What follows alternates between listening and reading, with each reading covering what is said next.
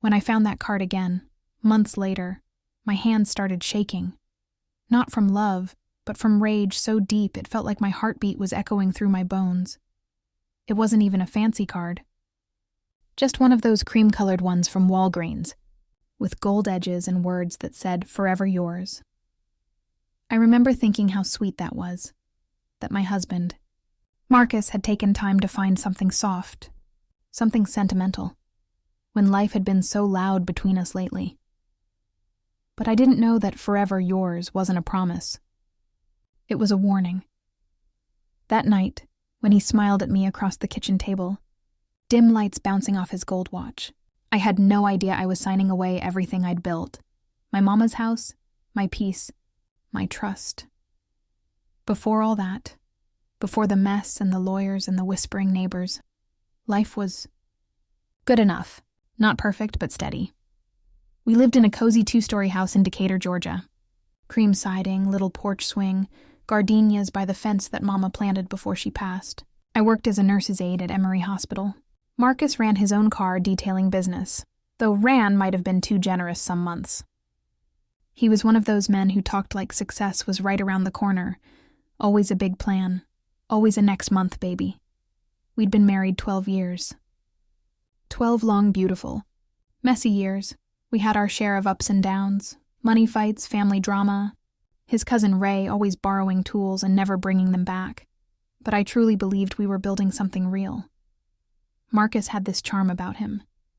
The kind that made you forget the late-night calls, the missed bills, the way he could talk circles around any hard question.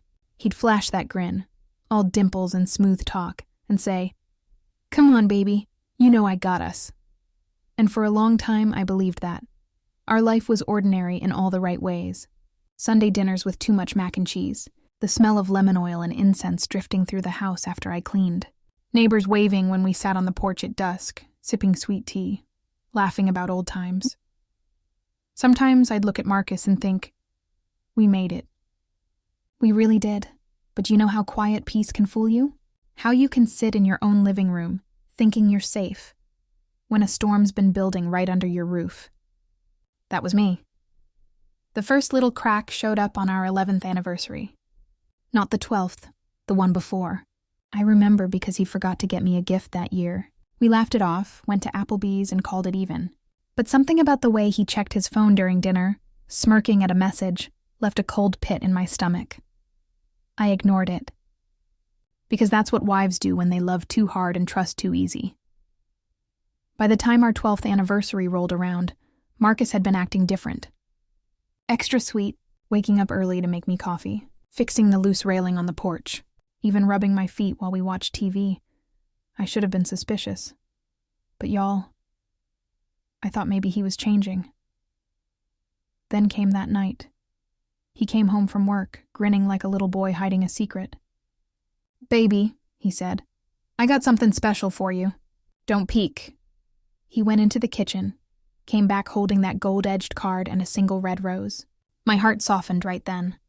After all we'd been through, this man still knew how to make me melt. He handed me the card, said, "You gotta sign the inside. It's for the both of us." Something symbolic. I laughed, teased him. "Since when do I gotta sign my own anniversary card?" He chuckled, smooth as butter.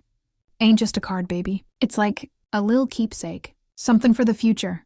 I didn't question it. Just signed where he pointed, my full name in my neat nurse's handwriting.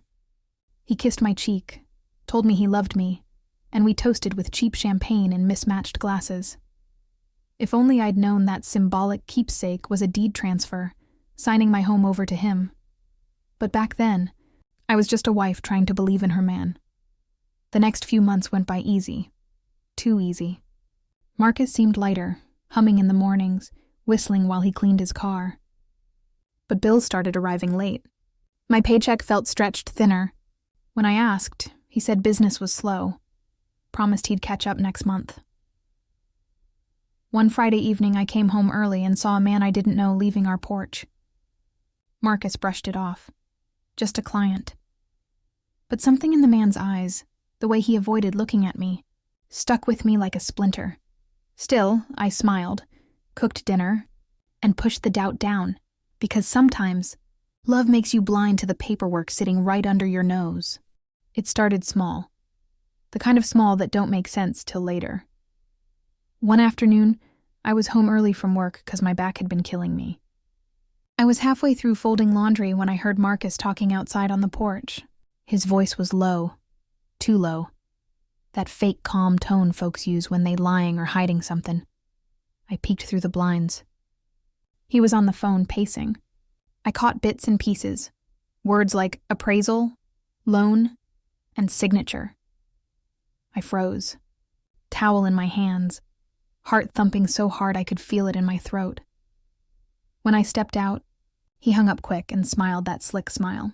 "Hey, baby," he said. "You home early. You good?" "Yeah," I said slowly, eyes narrow. "Who you talking to?" He rubbed the back of his neck. "Ah, just somebody from the shop. Trying to get some new equipment financed." I wanted to believe him. Lord knows I did. But something about the word appraisal clung to me all day like a bad smell. The next week, he started hiding mail. Used to be we kept it all on the kitchen counter in a little wicker tray. Now I'd come home and find envelopes gone. When I asked, he said, "Just junk mail, baby. Chill." One Saturday, I caught him slipping one of those envelopes into his jacket pocket. I ain't say nothing right then. Just watched him go, calm as a Sunday morning. But that's when I started paying real attention. Marcus had always been private with his business. But now? He was secretive, guarded, and that's when I started noticing all the small changes that had been hiding in plain sight, the late nights that ran long, the sudden business, meetings, the way he got defensive whenever money came up. One evening, while he was out, I went looking for the mail, not to snoop. That's what I told myself. Just to make sure nothing important was missing. I checked the kitchen drawers, the hall table, the laundry room cabinet. Nothing. But when I went to our bedroom, something caught my eye. A manila folder, half tucked under the bed. I pulled it out, and my stomach dropped. Inside were a bunch of official-looking papers, most of them folded, creased. Some had the county seal on them. Now, I ain't no lawyer, but I knew enough to recognize words like title transfer, lien, and collateral. And then, there it was. My name. My full damn name, written in my own handwriting, sitting next to Marcus's on a line that said signature of seller. For a minute, my whole body went numb. I sat on that floor, papers shaking in my hands, trying to remember when I'd ever signed something like that. Then it hit me. The anniversary card. It felt like the room tilted. My breath got short, and I swear I heard my mama's voice in my head. Soft but firm. "Baby girl, never sign nothing you don't read first." I thought back to that night, the rose, the candlelight, the way he laughed when I joked about signing my own card. That wasn't romance. That was set up, and the worst part, he'd done it with a smile. By the time Marcus came home that night, I'd already tucked the papers back under the bed. My heart was racing, but my face stayed calm. He kissed my cheek, went straight to the shower, humming like a man with no worries. And me? I sat at the kitchen table, staring at the spot where that gold-edged card used to sit, realizing it was never about love. It was about control. That was the night I stopped being his wife and started being his lesson. But I couldn't confront him yet. Not without proof. Not without knowing exactly what he'd done. So I waited. I watched. And I planned. Because if Marcus thought he could play me, he was about to find out he married the wrong woman for games like that. I ain't never been the type to snoop, but once you feel that kind of betrayal in your bones, something changes. You start hearing lies in every good morning, start seeing secrets in every smile. Over the next few days, I played my part. Cooked dinner, packed his lunch, laughed at his jokes. All the while, I was paying close attention to his phone calls, his tone, where he left his briefcase. When he said he was running late, I started writing down the times. When he mentioned the bank, I noted which one. When he left the house, I counted the minutes till he got back. I'd been married to that man long enough to know when he was covering his tracks, but I was done being blind. One Tuesday, Marcus said he was going to meet a client over on Memorial Drive. I waited 15 minutes after he left, grabbed my purse, and followed. Don't get me wrong. I wasn't trying to start drama. I just needed truth. I parked across the street from the Wells Fargo lot and watched him walk inside with a man in a gray suit. They shook hands like they'd known each other a while. Marcus pulled a folder from his bag, the same kind I'd seen under the bed, and slid it across the desk. I felt a cold sweat break out across my back. I waited in that car for nearly 40 minutes, watching through the glass, heart pounding so hard I could hear it in my ears. When Marcus finally walked out, he had that bounce in his step, the same one he got when he thought he'd pulled something slick. I drove home ahead of him, pretending nothing happened. That night, when he fell asleep, I went back to that folder. I needed more than suspicion. I needed evidence. I took photos of every document with my phone. Then I noticed something new. A letter from the county recorder's office. It said, "Transfer of ownership for 1827 Camden Avenue has been successfully filed. Mortgage processed under the name Marcus J. Lewis." And at the bottom, there it was again, my signature, except this time, I saw the print underneath it. Transferor's consent acknowledgement. Transferor. Me. He had mortgaged my mama's house, my home, right out from under me. When I tell you I couldn't breathe, I mean it. My chest felt tight, like the air had turned into glass. All I could think about was how my mama saved up every dime from cleaning houses to buy that place. She always said, "This house gonna be your safety, baby. Ain't nobody taking it from you." And now, because of the man I loved, it was gone. He'd taken it, lied straight to my face. While I was smiling, cooking him dinner, praying for our marriage. That night, I sat on the porch swing till dawn, wrapped in one of Mama's old quilts, tears drying on my cheeks. I watched the sky turn from dark blue to gray, and I promised myself something.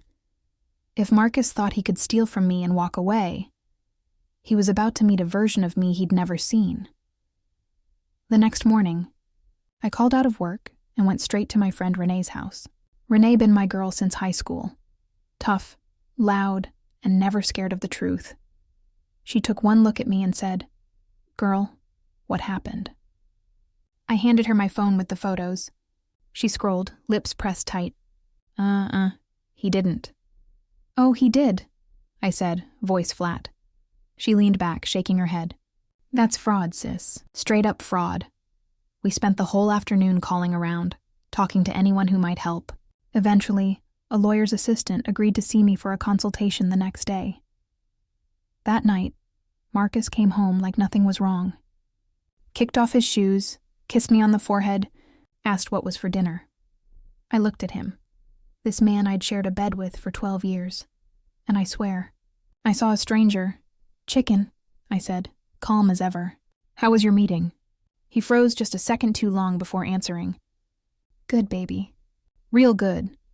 I smiled, but inside, I was fire. At the lawyer's office, the truth came crashing down hard. After scanning the papers, the attorney sighed. "Mrs. Lewis, this is a deed transfer. He had you sign your ownership rights to him. From there, he used it as collateral for a loan." My voice trembled, but I didn't know what I was signing. He said it was a card. The lawyer nodded slowly. "If you can prove that, especially the deception, you might have a case. Do you have witnesses, evidence, anything that shows what he told you?" That's when I remembered something. The anniversary photo Marcus took that night. In the picture, he's holding the gold-edged card and I'm laughing. Pen still in my hand, time-stamped. Same night. I showed the lawyer. His eyebrows shot up. "That might just save you." I went home that evening, my head spinning but my heart steady. I had proof and I had purpose. But I wasn't going to let Marcus know I knew. Not yet. He wanted to play smart? I could play smarter, so I kept quiet. I let him dig his own grave. Over the next week, I gathered everything. Emails, texts, that letter from the county. I called the mortgage company pretending to confirm my address and recorded the call where they confirmed his name on the deed. By the time I was done, I had a whole folder labeled Justice, and I was ready. Because the man who thought he could use love to steal from me was about to learn. Love don't make you weak. It makes you dangerous when you've been betrayed. I didn't blow up. Not at first. That's what surprised even me. See? The old me, the one before Mama passed, before life taught me patience, she would have snapped. Would have packed his clothes, tossed him on the lawn, and called every cousin within 10 miles to come watch. But this version of me, I'd learned that quiet power hits harder than shouting ever could. So I played it cool. For a week straight, I cooked his favorite meals. Smothered chicken, collard greens, cornbread fresh out the oven. I rubbed his shoulders when he complained about stress from work. I even laughed at his tired jokes. Meanwhile, I was plotting. That Friday, Marcus said he had to run up to the bank real quick. As soon as the door shut, I called the lawyer. Mr. Whitaker, I said, I got what you need. You said to document everything? I got photos, texts, call recordings, even that picture from our anniversary. He asked me to come by Monday morning to file for an injunction, a fancy word meaning Marcus couldn't sell or refinance the house until the case was reviewed. I felt this calm strength wash over me. Like I was finally standing up for the woman I'd been neglecting, myself. Saturday night, Marcus walked in smelling like whiskey and cheap perfume. I didn't even flinch. Just watched him stumble through the door, mumbling something about celebrating a new business deal. Uh-huh, I said, folding laundry like I ain't even notice. You sure celebratin' hard for somebody with bills past due? He gave me that grin again. That sly, used car grin I'd fallen for too many times. Baby, don't worry about all that. I told you I got us. I smiled back, slow. Oh, I know you do. He didn't realize the double meaning. Not yet. Sunday I went to church. Sat in the back pew, hands clasped tight, letting the choir's voices wash over me. I wasn't praying for revenge. I was praying for peace, the kind you need before you face a storm. Reverend Jackson preached that morning about deceit, about wolves in sheep's clothing. He said the devil don't always come with horns. Sometimes he comes with dimples. Chile, I almost laughed out loud right there in that pew. 'Cause if that ain't Marcus, I don't know who is. Monday morning, I showed up at the lawyer's office with my binder full of evidence. Mr. Whitaker flipped through it slow, nodding. This is solid, Mrs. Lewis. We'll file the paperwork today. Once the injunction's in place, he can't touch that property, not without your consent. I exhaled for the first time in weeks. So he can't sell it? Not a chance, he said. But I'd advise you not to tell him just yet. Let the court serve the notice. That was all I needed to hear. When I got home, Marcus was sitting at the table, flipping through some bills. Where you been? He asked, not even looking up. Handling business, I said. He raised an eyebrow. What kind of business? The kind you don't need to know about yet. He chuckled. You being secretive now, huh? I smiled. Guess I learned from the best. That shut him up real quick. 2 days later, it happened. Marcus got served. I'll never forget that moment. The knock on the door, the sound of papers sliding into his hand, and the look on his face when he read the top line. Temporary injunction. Property dispute, filed by plaintiff, Denise Lewis. His head snapped up so fast I thought he'd break his neck. Denise, he barked. What the hell is this? I stayed calm, sitting on the couch, sipping my tea. That's what happens when you try to steal what ain't yours. He slammed the papers on the table. You trying to make me look like a fool? You gon' regret this, woman. I set my cup down slow. Oh, baby, you already made yourself look like a fool. I'm just letting the truth do the talkin' now. He stormed out the house, cussin' loud enough for the neighbors to hear. I didn't chase him. Didn't say a word. Just turned up the gospel music and kept folding my laundry. Because when you got peace, you don't argue with chaos. A few days later, I found out he'd gone to his cousin Ray's house, crying about how Denise trying to ruin me. Ray called me, trying to play mediator. Come on, Dee, he said. You really gonna take your man to court? I said, Ray, he took my mama's house. What would you do? Ray got quiet. Yeah, you right. After that, folks started whispering. The kind of whispers that ripple through a neighborhood faster than a summer storm. But I didn't care. I'd rather be the woman who fought back than the one who got played quiet. The court hearing came 2 weeks later. Marcus showed up in a shiny suit, acting like he was the victim. He kept trying to smile at me, like charm could erase what he'd done. The judge, an older black woman named Judge Parker, looked over the papers and shook her head. "Mr. Lewis," she said, "you're telling this court your wife knowingly signed a property transfer on your anniversary, without reading it, and you thought that was fair?" He started stuttering. Well, Your Honor, it was like a gift, symbolic. Symbolic?" She cut him off. "Sir, that's fraud." Marcus froze. The whole courtroom went quiet. She turned to me. "Mrs. Lewis, I'm placing an immediate freeze on all transactions involving this property pending further investigation. And from the evidence presented, I see a strong likelihood this deed will be voided." I nodded, tears in my eyes. "Thank you, Your Honor." When I looked over, Marcus wasn't smiling anymore. Just sitting there, shoulders heavy, face pale, like the weight of his own lies had finally caught up. That night, I packed a small bag and left the house. Not because I had to, but because I wanted space. I stayed with Renee for a few days while I figured out my next move. She kept saying, "Girl, you did the right thing. Don't let nobody make you feel bad for protecting yourself." And she was right. For the first time in years, I felt strong. I'd built that house with love, but now I was building something even better. A backbone made of truth. By the time word got around the neighborhood, I didn't have to say a thing. Indicator: news travels faster than gospel after Sunday service. Everybody knew Marcus and I had that cute little cream house with the porch swing. Everybody knew how hard I worked to keep it up. So when folks heard my husband tried to steal it from me, it hit like thunder. First it was Miss Hattie across the street, watering her begonias when she saw me get out my car. "Baby," she said, "you okay?" I heard some things about Marcus. I smiled, tired but polite. "I'm okay, Miss Hattie. God don't sleep," that's all I said. Didn't add no salt, no drama. Just truth, and somehow that truth carried. The next few days were strange. Wherever I went, the grocery store, the gas station, even church, folks would stop and whisper. Some offered hugs, others gave that sad look people give when they don't know what to say. Renee told me later Marcus had been running his mouth around town, trying to spin the story. He told folks I went crazy, that I was trying to ruin his business. But see, the thing about lies is, they fall apart when the truth walks in. 'Cause all it took was one person, just one, to check the public records. And there it was, the deed transfer, the mortgage filing, all in his name. After that, people stopped calling me bitter. They started calling me brave. Even the church ladies who love a good whisper came around. Sister Beverly caught me after service one morning, handed me a to-go plate of ribs and potato salad and said, "Now I don't usually get in folks' business, but baby, I'm proud of you for standing up for yourself." I laughed soft. "Thank you, ma'am. I ain't proud it came to this, but I'm thankful for peace."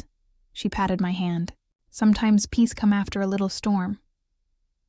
Marcus, on the other hand, was drowning in that storm. His car detailing shop started losing customers fast. Word spread that he'd scammed his own wife. And in a small black business community like ours, that kind of stain don't wash out easy. People stopped trusting him. Clients canceled appointments. His cousin Ray wouldn't even lend him a wrench. One afternoon, he came banging on Renee's door where I was staying. Loud, angry, desperate. "Denise, open this damn door!" he shouted. Renee peeked through the blinds. "You want me to call the cops?" she whispered. I shook my head. "Nah, let me handle it." I stepped outside, arms crossed, heart steady. Marcus looked rough, eyes bloodshot, shirt wrinkled, like he hadn't slept in days. "Why you doing this to me?" he asked, voice cracking. "You trying to ruin my life?" I took a deep breath. "You did that yourself, Marcus. You stole from me, from us. You forged a whole damn future on a lie." He rubbed his face, pacing. "I was trying to save us. I just needed money for the business, baby. You ain't understand. Save us." I cut him off. "You ain't saved nothing. You just sold your soul for a quick loan. You used me. You used love." He looked at me then, eyes full of something between shame and fear. "I didn't think you'd find out." That line right there, that was the truth. He never thought I'd look deeper. He counted on me being soft, being loyal, being blind. But that woman was gone. After that confrontation, I filed for divorce. My lawyer said the judge would likely nullify the deed as part of the case. When the day came, I walked into that courthouse in my best navy dress, chin high. Marcus sat on the other side of the room, staring at the floor. Judge Parker reviewed everything, then looked straight at him. "Mr. Lewis," she said, "not only is this deed transfer invalid, but your actions border on criminal fraud. You exploited your spouse's trust. I am restoring full ownership of the property to Mrs. Lewis immediately." I closed my eyes and whispered, "Thank you, Lord." The gavel hit the desk. Final. Firm. Done. Marcus tried to speak up. "Your Honor," but she waved him off. "This hearing is concluded. That was it." 12 years of marriage ended with one sharp crack of wood. Outside the courthouse, the sun was shining so bright it almost felt unreal. Renee hugged me tight. "You did it, girl," she said. "You really did it." "I just wanted what's mine," I said, tears rolling down my cheeks. She smiled. "And now you got it? And your peace too." Marcus walked past us, eyes red, face blank. For a second, I almost felt sorry for him. Almost. He stopped, looked at me. "Denise, I didn't mean for it to go this far." I met his eyes. "You meant every step that led you here." He didn't argue, just turned and walked away. That was the last time I saw him in person. A few weeks later, I moved back into my house. The same porch swing, the same gardenias by the fence. But the air felt different, cleaner, like the house itself had been holding its breath, waiting for the truth to return. I repainted the living room, changed the curtains, burned sage in every corner. It wasn't about erasing memories. It was about reclaiming the space that was always mine. Neighbors stopped by with casseroles, hugs, kind words. Even the mailman said, "Glad to see you back, Ms. Lewis. Ain't been the same without you." And for once I believed it when I smiled.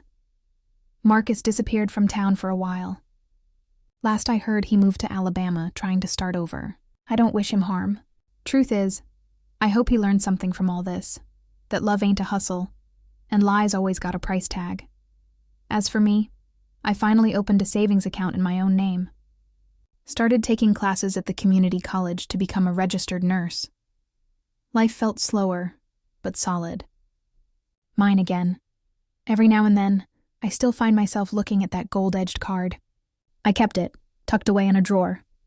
Not as a wound, as a reminder that even love needs boundaries, that trust without truth is just a setup waiting to happen, and that sometimes the best revenge ain't anger, it's peace that don't depend on nobody else. Some nights I'd sit on that porch swing, the same one Marcus built our first summer here, and listen to the crickets hum under the porch light. Funny thing is, the sound used to annoy me back then. Now it felt like music. There was a rhythm in the quiet, a peace I hadn't known in years. Healing don't come easy after betrayal. It comes in strange waves. One moment you feel free. The next, you catch yourself missing what never really was. For a long time, I thought forgiveness meant letting him off the hook. But now I know forgiveness is really about letting yourself breathe again. It's about unclenching the fist you've been holding around your own heart. I started small. Morning walks around the neighborhood, breathing deep. At first, people would stop me to ask questions, dig for details. But after a while, they stopped seeing me as that woman Marcus cheated and stole from.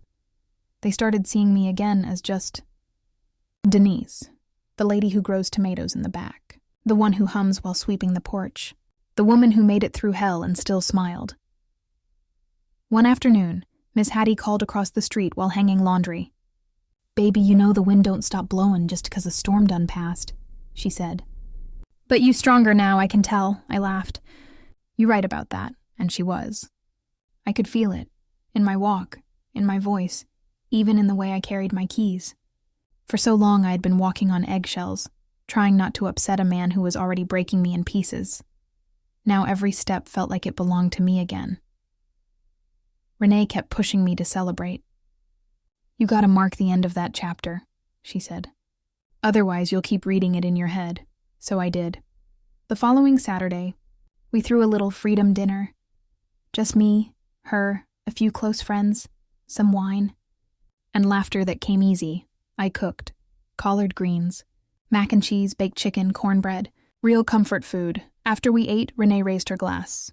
"To new beginnings," she said. And I smiled, because for the first time in years, I wasn't scared of what new meant. A few weeks later, I finally started my nursing assistant classes. At first, I was nervous, sitting in a room full of younger folks, textbooks thicker than my patience. But it felt right. Helping people had always been natural to me. Now it felt like reclaiming that part of myself Marcus had drained dry. The first time I passed an exam with a perfect score, I almost cried right there in the classroom. Not because of the grade, but because it reminded me I was still capable of building something honest, something that didn't require me to shrink myself. One evening, after class, I came home and sat on the porch again. The sky was fading pink, cicadas humming, and I caught sight of a man walking his dog down the street. He waved, polite smile, nothing more. But in that small moment, I realized something beautiful. I wasn't afraid of love anymore. I wasn't chasing it either. Just open to it, like an unlocked window letting in the evening breeze. About 2 months later, Marcus sent me a letter, handwritten. I almost didn't open it. But curiosity won. It said, "Denise, I know I don't deserve your forgiveness, but I'm asking anyway. I lost everything after you left. My business, my name, my pride. And maybe I needed to. Maybe that's how God humbles you when you forget who you're supposed to be. I'm sorry for the pain I caused. You didn't deserve any of it. I hope you find peace. And maybe one day you can pray for me too." Marcus, I read it twice. Then I folded it carefully and put it away in the same drawer as the gold-edged card. I didn't cry. I didn't rage. I just whispered, "I already did." Because forgiveness ain't always about reconciliation. Sometimes it's just a door you close so you can walk into the light. Spring came again, soft and forgiving. The magnolia tree out front started blooming, big white flowers that smelled like fresh linen. I spent afternoons on that porch, painting, journaling, sipping sweet tea. Renee teased me, said I was turning into one of them peaceful YouTube ladies who talk about healing and vibes. Maybe I am, I told her. "Maybe peace looked good on me," she laughed. "Girl, peace looks rich on you."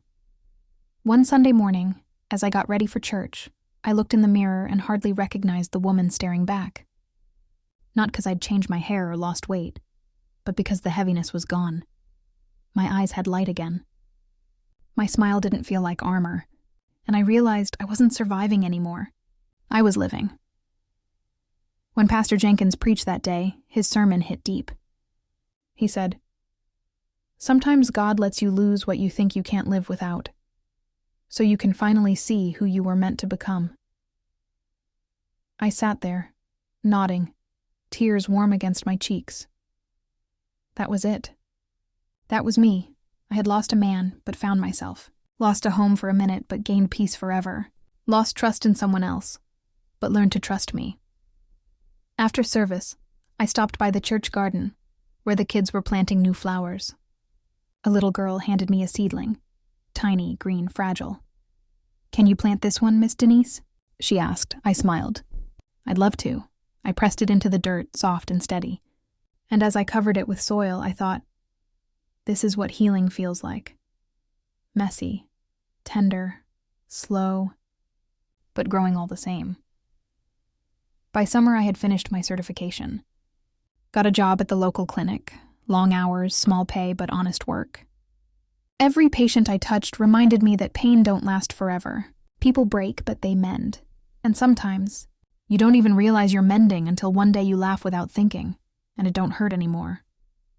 Now, when I tell people my story, I don't lead with pain. I lead with grace. I tell them, yes, he lied. Yes, he stole. But that's not where it ends. The story don't stop with betrayal. It continues with who you become after. Because in the end, that's the real redemption. Not in revenge, not in making them regret it, but in rebuilding yourself so beautifully, they wouldn't recognize the woman they tried to break. And sometimes, late at night, I still sit on that porch swing. The breeze moves gentle through the gardenias. The world hums quiet, I close my eyes, hand over my heart, and whisper, I made it. Not out of pride, but gratitude. For surviving. For healing. For finding peace. And keeping it. Sometimes the people who promise to build a life with you end up trying to take yours apart. But here's what I learned. You can lose everything and still rise with grace. Because peace ain't found in revenge. It's found in reclaiming yourself. If my story touched your heart tonight, don't forget to leave a comment below. Tell me, would you have forgiven him or walked away like I did? This is Echo of Her, where every voice carries a lesson, and every heartbreak still finds its echo in healing. Make sure to subscribe, so you never miss the next story that might just speak to your soul.